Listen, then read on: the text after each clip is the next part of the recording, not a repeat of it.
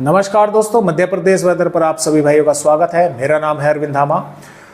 दोस्तों, जो बंगाल की खाड़ी पर सिस्टम बना हुआ था वो ताकतवर और अधिक हो गया है, डिप्रेशन बन गया है और ये डिप्रेशन बनकर इस समय दक्षिणी उड़ीसा के भागों पर है। लगातार छत्तीसगढ़ के भागों की तरफ आगे बढ़ रहा है।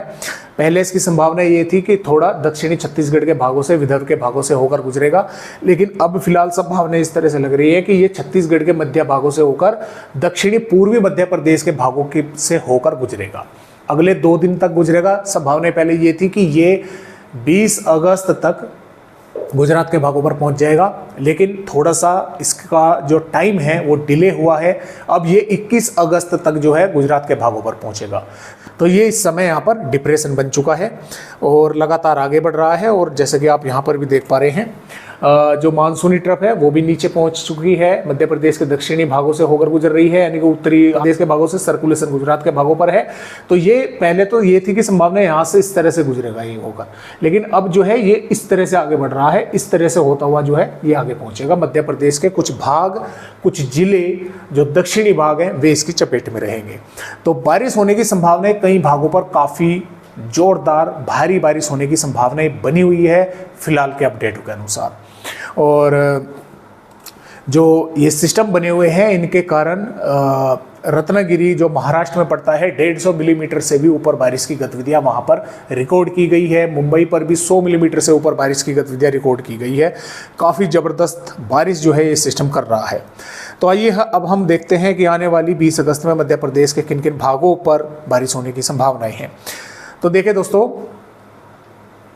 शहडोल, अनूपपुर, डिंडोरी, मंडला, बालाघाट, सिवनी, जबलपुर, कटनी, उमरिया, दमोह, नरसिंहपुर, छिंदवाड़ा और नर्मदापुर, बैतूल, रायसेन, सीहोर, हरदा, खंडवा, बुरहानपुर, खरगोन, इंदौर, धार, बड़वानी, अलीराजपुर, झाबुआ, इन जिलों के कई स्थानों पर हल्की से मध्यम और कई स्थानों पर यानी कि कुछ स्थानों पर हल्की से मध्यम और कुछ भागों में, इलाकों में मध्यम से तेज या भारी बारिश होने की संभावनाएं इन इलाकों पर बनी हुई है, क्योंकि डिप्रेशन यहाँ से होकर गुजरेगा।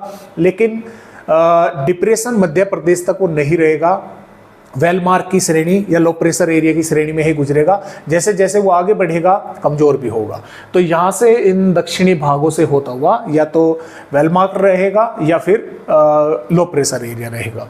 तो इन भागों पर आईएमडी ने जो है बारिश होने की जो संभावनाएं हैं वो जताई है कि कुछ इलाकों पर भारी बारिश होने की संभावनाएं बन सकती है। नीमच, मंदसौर, रतलाम, उज्जैन, आगरमालवा, राजगढ़, शाजापुर, भोपाल, विदिशा, सागर, टीकमगढ़, छतरपुर, पन्ना, सतना, रीवा, मऊगंज, सिद्धि, निवाड़ी और मुरैना, भिंड, ग्वालियर, श्योपुर, शिवपुरी, दतिया के भागों पर, गुना, अशोकनगर के भागों पर भी हल्की से मध्यम और कुछ भागों पर मध्यम से तेज बारिश होने की संभावनाएं दोस्तों इन इलाकों पर भी बनी हुई है।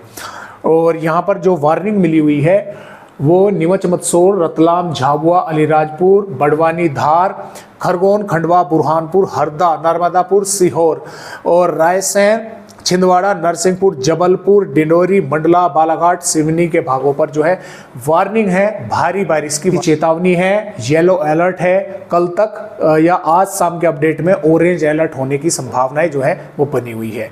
तो थोड़ा सा आप संभल कर रहे। हालांकि जिस तरह से आपके कमेंट आ रहे हैं कि बारिश जो है वो नहीं हो पा रही है, तो फिर भी देखें जो वार्निंग है वो ऐसा नहीं है कि 1-2 जिलों पर है, कई जिलों पर जो है वार्निंग है। तो थोड़ा सा आप संभल कर रहे। बारिश कुछ भागों में काफ़ी ज़ोरदार जो है वो हो सकती है।